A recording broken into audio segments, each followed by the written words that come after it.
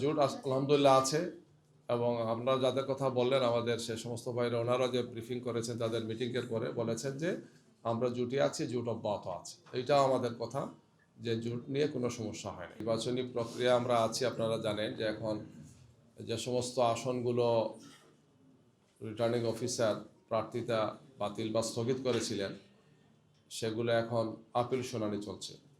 কিছু কিছু আছে নির্বাচন কমিশনে আপিল শুনানি হচ্ছে, আর দুই একটা মামলা এখন হাইকোর্টে গিয়েছে থার্ড স্টেপে। এরপরে আরেকটা স্টেপ আছে ফোর্থ স্টেপ। সুতরাং নির্বাচনী প্রক্রিয়ার এখনো অনেকগুলো ধাপ বাকি আছে। 20 তারিখ হচ্ছে প্রার্থিতা প্রত্যাহারের সর্বশেষ দিন, আর 21 তারিখ হচ্ছে স্ব প্রার্থীকে প্রতীক বরাদ্দের। 22 তারিখ থেকে আমাদের নির্বাচনী কার্যক্রম আরপি অনুযায়ী আমরা আরম্ভ করবো ইনশাল্লাহ।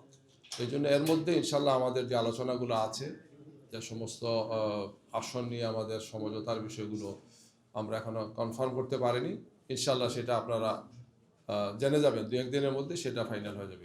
আমরা দীর্ঘ সময় থেকে এই আলোচনা, এই প্রক্রিয়া আমরা আছি, এবং সেটি এক সময় 5 দল ছিল, তারপর 8 দল হয়েছে, এখন 11 দল হয়েছে।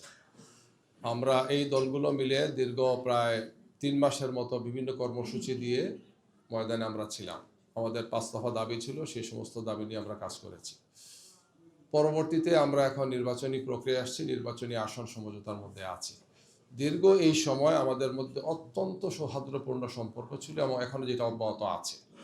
আসন সমঝোতা একটা বাস্তবিক একটা অনেক বড় বিষয়, তো এটা নিয়ে কিছু কিছু আলোচনা একটু বেশি সময় করতে হচ্ছে, যেহেতু আমরা 8 দলের যখন আসন সমঝোতাটা একটা পর্যায়ে আসছি তখন সে আরও 3টি দল আমাদের সাথে সম্পৃক্ত হয়েছে। এই কারণে আসন সমঝোতাটা আর একটু সময় নিয়েছে। আর আমাদের পক্ষ থেকে আমরা অত্যন্ত দৃঢ়তার সাথে বলতে চাই যে আলহামদুলিল্লাহ আমাদের এই চলমান 11 দলের সুন্দর একটি পরিবেশ এখনো আছে এবং সেটা আমরা অব্যাহত রাখবো, এবং আসন সমঝোতাটা আপনাদের সামনে আমরা যথাসময় ফাইনাল কথা বলতে পারবো ইনশাআল্লাহ। সব দল তার অবস্থান থেকে সর্বোচ্চ উদারতা, সহনশীলতা, সম্মান, মর্যাদা রেখেই ভূমিকা রাখছে।